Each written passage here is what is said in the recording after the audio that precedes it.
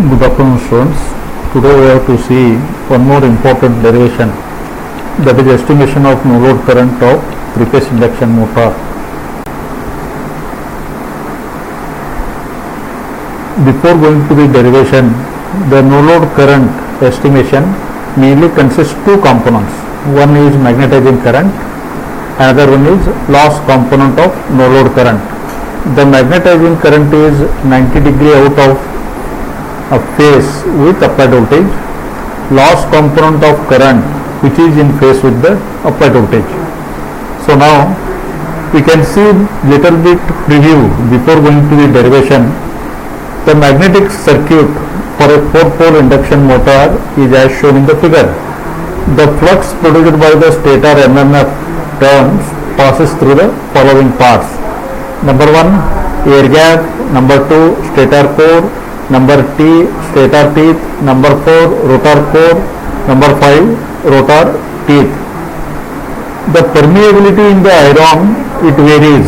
Hence, the stator teeth and rotor teeth. A sinusoidal MMF will produce a flat-topped flux density distribution. If the flux density is calculated for mean MMF and a sinusoidal flux density is assumed, the total flux density obtained is a smaller value and it is not a true value.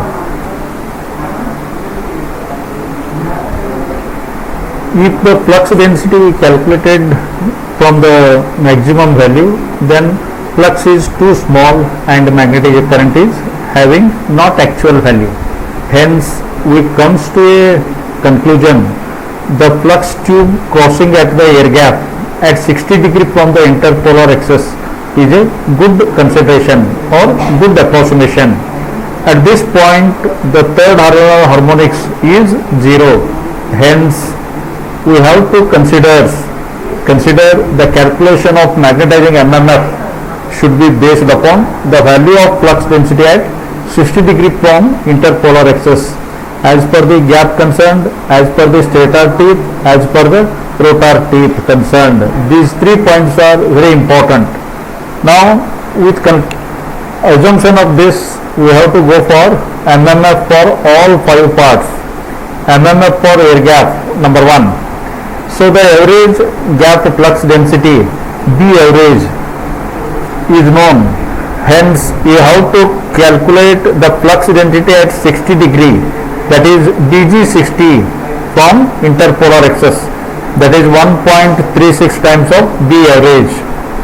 You can call the equation number 1. Number 2, MMF for stator teeth. It is very important. The flux density is uniform in parallel sided and parallel teeth considerations, but here the parallel sided teeth is tapered. You remember, teeth is tapered. Hence, the flux density varies. It not remains constant. Hence, the value of MMF for teeth is found out by using the flux density at 1/3 height from the narrow end. The flux density at 1/3 height of the teeth from narrow end is given by DTS 1/3. DTS 1/3 equal to phi m divided by SS divided by P into Li into WTS into 1/3, where WTS 1/3, it is width of the stator teeth at 1/3 height from narrow end. WTS at 1/3, that is width of stator teeth at 1/3 height from narrow end. We already knowing that slot pitch equal to width of slot plus width of teeth. This slot pitch is also equal to pi d by S. By knowing these basic equations, you have to calculate width of stator teeth at 1/3. I already told slot pitch equal to pi d by S. Here we are calculating stator, the number of slots of stator, SS. Diameter is very important. You refer the diagram, what I drawn the diagram, you refer the diagram where D is your diameter of stator bore. D DSS, depth of stator slot. Hence you have to take this blue ring diameter, hence that is WTS 1/3 equal to pi d. You can take this value, then minus WSS. This is slot pitch equal to width of slot plus width of teeth. Therefore width of teeth equal to slot pitch minus of width of slot. It is very easy to understand. You understand this concept, you develop the diameter expression, then you put the expression where BTS 60 equal to 1.36 BTS 1/3. After calculation you convert this value, hence the mmf per meter for stator teeth 80 TS is found from the help of DAT curve. Once you find the 80 TS, then final expression becomes total mmf required for stator teeth equal to mmf required for stator teeth per meter into depth of stator slot. DSS is depth of stator slot. DSS is also equal to DTS, depth of stator teeth. Now similarly you can move the mmf for rotor teeth. Same manner you draw the diameter of rotor, then flux density you determine at 1/3 height from the narrow end. So BTR 1/3 equal to phi m divided by SR divided by P Li into WTR 1/3. WTR 1/3 is width of rotor teeth at 1/3 height from narrow end. In the same fashion of stator, you can take the rotor also. WTR 1/3 equal to pi d by rotor slots minus width of rotor slot. Similarly the diameter, here red circle is there, here red circle is there, dr is the diameter of rotor. This mean equal to dr minus 2 dr divided by 3. That value you have to take.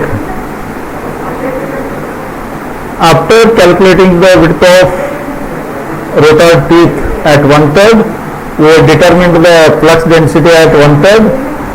You convert this one approximation to multiplying by 1.36, that is BT 60, BTR 60. mmf per meter 80 TR for the rotor teeth is taken for DAT curve corresponding to BTR 60.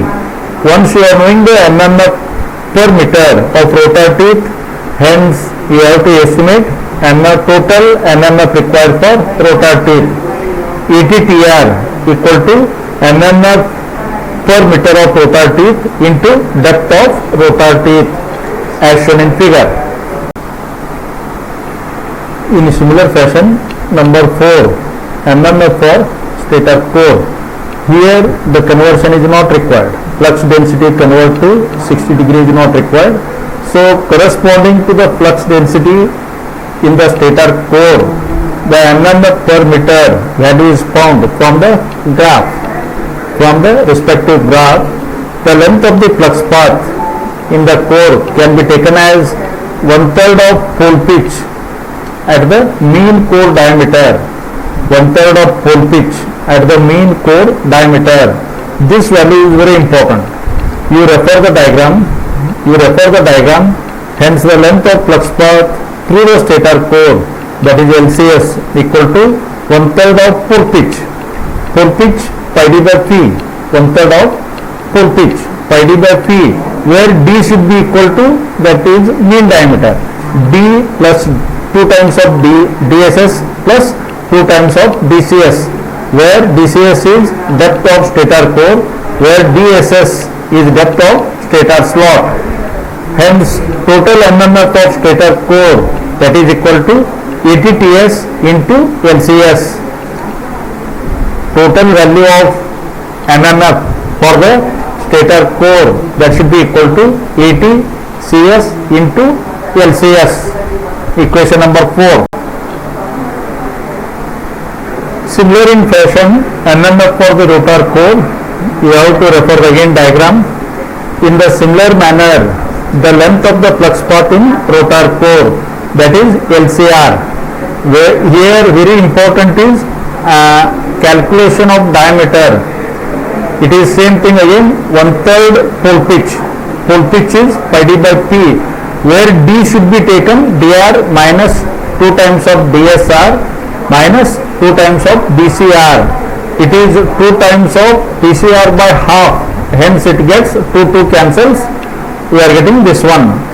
Hence the after calculation of length of flux path in rotor core, then you can come for total MMF of rotor core, that should be equal to MMF of rotor core per meter into length of flux path in rotor core. You give the equation number 5. After developing all 5 equations, total magnetizing MMF per pole for B60, this is called 80-60. 80 means MMF, total MMF at 60 degree from interpolar axis.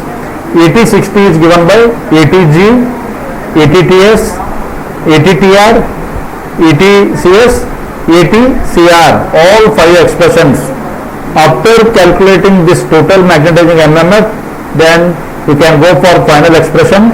Magnetizing current for phase IM equal to 0.427 times of poles into 80-60 divided by kWs into TS, where kWs is stator winding factor, TS is number of turns in stator winding, 80-60 total magnetizing MMF, P number of poles. Remember, this equation is very important. It can be used for calculation of IM. After calculation of magnetizing current, second component, loss component of no load current, it is also important. We know that iron loss in induction motor consists hysteresis loss and static current loss in stator teeth, rotor teeth and cores, and also surface loss in teeth due to variation of air gap density, and tooth pulsation loss due to variation of teeth, and loss due to non-uniform flux distribution. We have to remember little bit, but it is very important. Next point, the iron loss in the stator teeth and core is found by the calculation of respective weights. Then you go for loss per kg corresponding to this respective flux density is taken for respective graph, loss per kg versus flux density graph. It is available. From that graph you select and multiply by the weight. Kg cancels, remaining is total no load loss. That is one point to remember.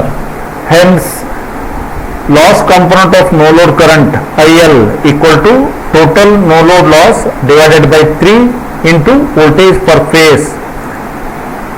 After estimating these two currents, you frame the final expression.